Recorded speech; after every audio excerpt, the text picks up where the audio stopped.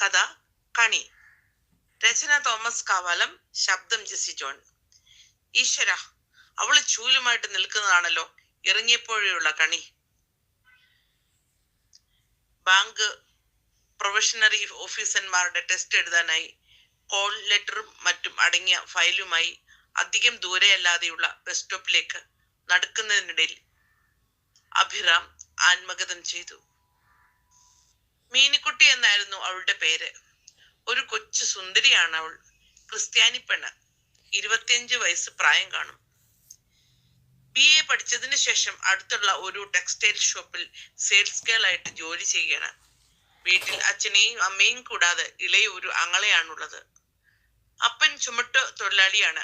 എന്നും രാവിലെ എഴുന്നേറ്റ ഉടനെ തന്നെ മുറ്റവും പരിസരവും അടിച്ച് വൃത്തിയാക്കും. എന്നിട്ട് കുളിച്ച് വൃത്തിയായി മുടി ചെയ്യി ആ പ്രത്യേകത ഗോൾഡൻ കളറുള്ള യൂണിഫോമും ധരിച്ച് 1 കിലോമീറ്റർ മാത്രം ദൂരെയുള്ള പട്ടണത്തിലെ തുണിക്കടയിലേക്ക് യാത്രയാവും. സത്യത്തിൽ എന്നും അഭിറാം കണി കാണുന്നത് ഈ പെൺകുട്ടിയെ തന്നെയാണ്. അയൽപക്കത്തെ വീട്ടുമുറ്റത്താണെങ്കിലും ആ റോസാപ്പൂവിന്റെ നിറവും ഗന്ധവും അവനെ പലപ്പോഴും മത്ത് പിടിപ്പിച്ചിരുന്നു. അവളെ സ്വന്തമാക്കാൻ കഴിഞ്ഞിരുന്നെങ്കിൽ എന്ന് അവൻ ആഗ്രഹിച്ചു.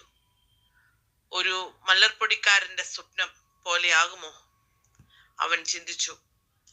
MBA കഴിഞ്ഞ് 3 വർഷമായിട്ട് യാതൊരുവിധ ജോലിയും കിട്ടാതെ കമ്പനികൾ തോറും കയറി ഇറങ്ങിയ അഭിറാമിന് അന്നത്തെ ഇന്റർവ്യൂവിലും കയറി ആകുമെന്ന ഒരു വിശ്വാസവുമില്ലായിരുന്നു. അച്ഛൻ പണ്ടേ മരിച്ചുപോയി. ആകെ പ്രായമായ അമ്മ മാത്രമാണുള്ളത്. പണ്ടേ ഭാഗ്യദോഷിയായ അവന് ഈ ദുശകനം കൂടിയായപ്പോൾ അവനോടും ഈ വ്യവസ്ഥയോടും അത്യധികമായ വെറുപ്പും അവജ്ഞയും തോന്നി. വയസ്സ് 29. അവന്റെ പ്രായത്തിലുള്ള പലരും വിവാഹം കഴിച്ച് 1ഉം 2ഉം കുട്ടികളായി. ബസ് സ്റ്റോപ്പിലെത്തിയ അഭിരാമിന്റെ തലയിൽ പെട്ടെന്ന് ഒരു ആശയം ഉദിച്ചു. അവിടെ നിന്ന് മുകളിലേക്ക് നോക്കിയാൽ ഇടവകപ്പള്ളി കാണാം. ആ പള്ളിയിലെ അച്ഛൻ വെഞ്ചരിച്ച പേന കൊണ്ട് ടെസ്റ്റ് എഴുതിയ പലരും നല്ല വിജയം വരിച്ചതായി മിനിക്കുട്ടി അവനോട് പലവട്ടം പറഞ്ഞിരുന്നു. പലരുടെയും സാക്ഷ്യം അവൻ കേട്ടിട്ടുമുണ്ടായിരുന്നു.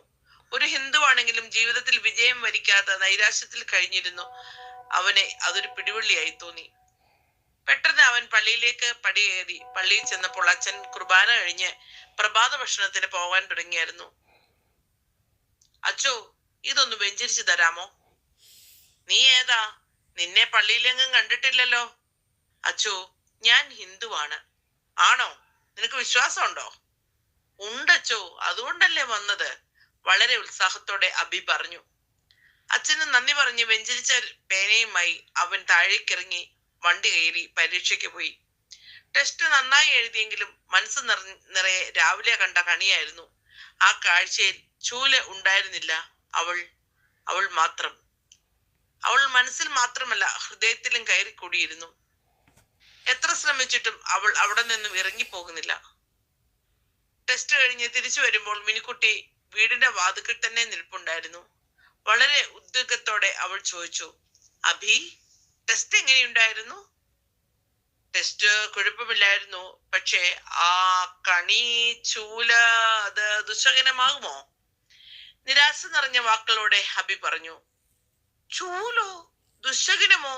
ഇതിലൊന്നും എനിക്കൊരു വിശ്വാസവുമില്ല. അത് പറഞ്ഞിട്ട് അവൾ ഒന്ന് നിർത്തി അല്പം ഒന്ന് ആലോചിച്ചു. എന്നിട്ട് അവൾ എടുത്തടിച്ചതുപോലെ ചോദിച്ചു, ഈ ജോലി കിട്ടിയാൽ എന്നെ കെട്ടുമോ? തേടിയ വള്ളി കാലിൽ ചുറ്റി. അവന്റെ മനസ്സ് പറഞ്ഞു. അല്പം പോലും ആലോചിക്കാതെ അവൻ പറഞ്ഞു, തീർച്ചയായും തീർച്ചയായും. ജോലി കിട്ടിയില്ലെങ്കിലോ? അഭി ചോദിച്ചു. ജോലി കിട്ടിയില്ലെങ്കിൽ ഞാൻ നിന്നെ കെട്ടിക്കോളാം. മർമ്മം കലർന്ന സ്വരത്തിൽ അവൾ പറഞ്ഞു. നീ ഇല്ലാത്ത സ്വപ്നം ഞാൻ ഇതുവരെ കണ്ടിട്ടില്ല മീനുകുട്ടി. അവനോട് തന്നെ പറഞ്ഞു. അവൾ അത് കേട്ടിരുന്നെങ്കിൽ എന്ന് ആശിക്കുകയും ചെയ്തു.